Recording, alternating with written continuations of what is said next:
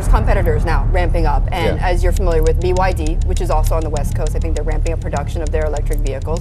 Warren Buffett owns 10% stake in that. Why do you laugh? BYD is trying to compete. Why do you laugh? Have you seen their car? BYD যে কোম্পানিটা কার industry জুড়ে ঠাট্টার বিষয় ছিল, সবাই মজা করত, রিপোর্টে এদের গাড়ি নিয়ে ঠাট্টা বিদ্রুপ চলতো, আর ওরা বানাতো সবচেয়ে খারাপ গাড়ি।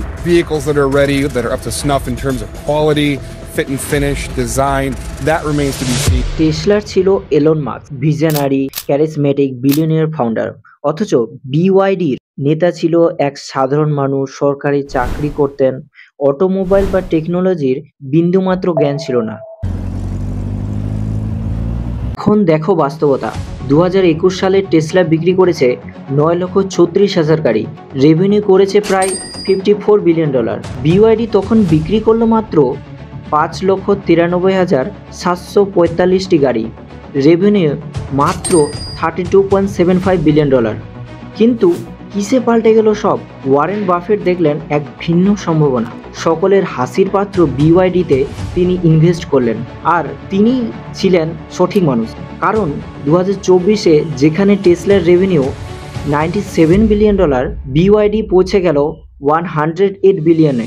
বিওয়াইডি সগর্বে জানিয়ে দিল এই শহরে এখন নতুন গ্যাংস্টার।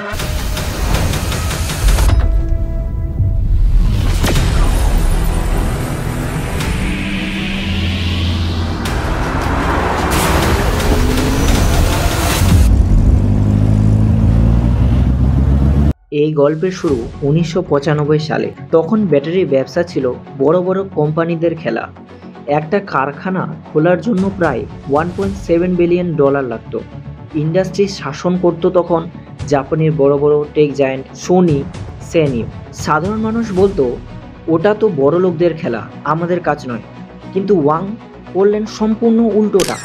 উনি খেয়াল করলেন ব্যাটারির বাজার বদলাচ্ছে, নিকেল ক্যাডমিয়াম ব্যাটারি থেকে লিথিয়াম ব্যাটারির দিকে সবাই শিফট হচ্ছে।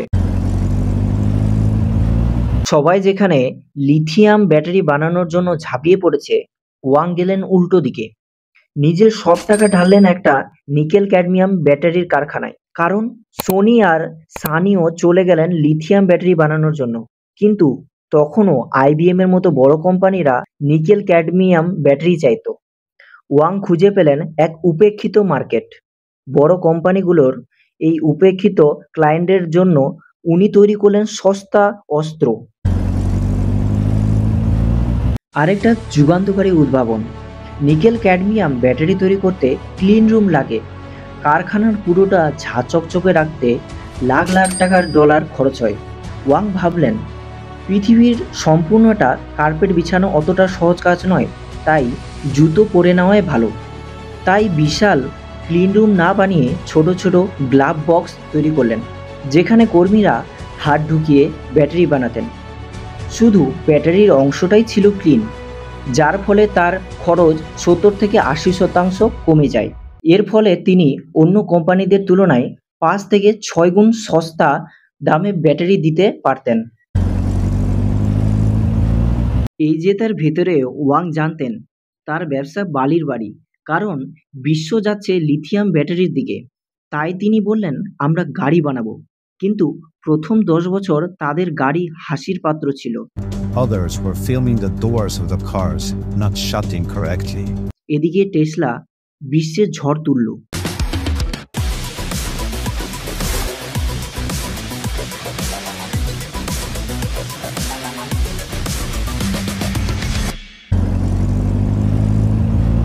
ততদিনে 2020 সালের কোভিড এলো, পুরো বাজার বন্ধ। 2,24,000 কর্মী বাড়িতে বসে, বিক্রি আয় বন্ধ। বড় বড় ফোর্ড, টাটা, নিসান কোম্পানিরা লস করলো। বিওয়াইডি লাভ করলো $643 মিলিয়ন। কিন্তু কিভাবে?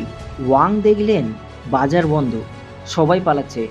তাই তিনি গাড়ি তৈরির বদলে ফেস মাস্ক বানালেন, স্যানিটাইজার বানালেন, আর হয়ে গেলেন বিশ্বের বৃহত্তম মাস্ক নির্মাতা। BYD decided that the company must begin making masks within 2 weeks. These masks have been shipped to hospitals, law enforcement agencies, local governments, and many more. 2017 সালে একটা টেসলা গাড়ি বানাতে খরচ পড়তো $84,000।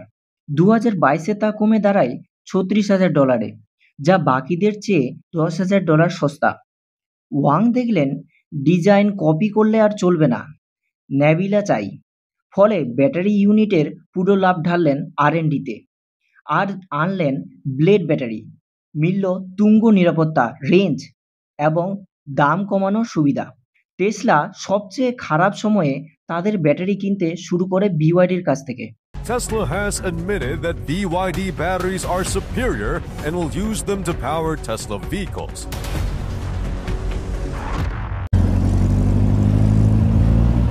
BYD সিল মডেলের দাম প্রায় $15,000 আর টেসলা এর প্রায় $36,000, যেখানে BYD এর দাম টেসলার তুলনায় অনেক কম।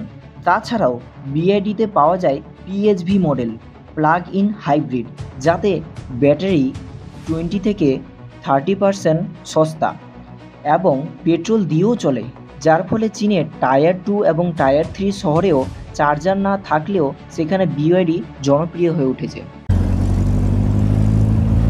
সবশেষে টেসলার যেখানে কেবল ধনী 23 মিলিয়ন মানুষের বাজার, BYD বিক্রি করতে পারত 758 মিলিয়ন মানুষের কাছে, যা টায়ার 2 থেকে টায়ার 3 শহরকে কভার করত। ফলে টপ 6টি ইভি PHEVর মধ্যে 5টি BYD-র, মাত্র 1টি টেসলার। আজ আমরা BYD কোম্পানির থেকে জানতে পারলাম যে গৌরবের পিছনে দৌড়ানোর আগে মূলধনটাও গড়ে তোলা দরকার। ব্যাটারি নিয়ে ছোট ব্যবসা থেকে শুরু, ওটাই ছিল ভবিষ্যতের পুঁজি। ইনোভেশন মানেই বেশি প্রযুক্তি না, কখনো সরলতা হচ্ছে সবচেয়ে বড় সমাধান। ওয়াংয়ের ক্লিন বক্সের মতো। দুনিয়া যখন তোমার উপর ইট ছুড়বে, তখন হয় পালাবে, নয় ভালোভাবে গড়ে নেবে নিজস্ব দুর্গ। ওয়াং সেটাই করেছেন আজকের বিল্ড ইয়োর ড্রিমস কোম্পানি বানিয়ে। আজ এটাই ছিল BYD-র পাগলামি থেকে কিংবদন্তি হওয়ার গল্প, ব্যবসার ইতিহাসে অন্যতম মহান কোম্পানি হয়ে ওঠার রোডম্যাপ।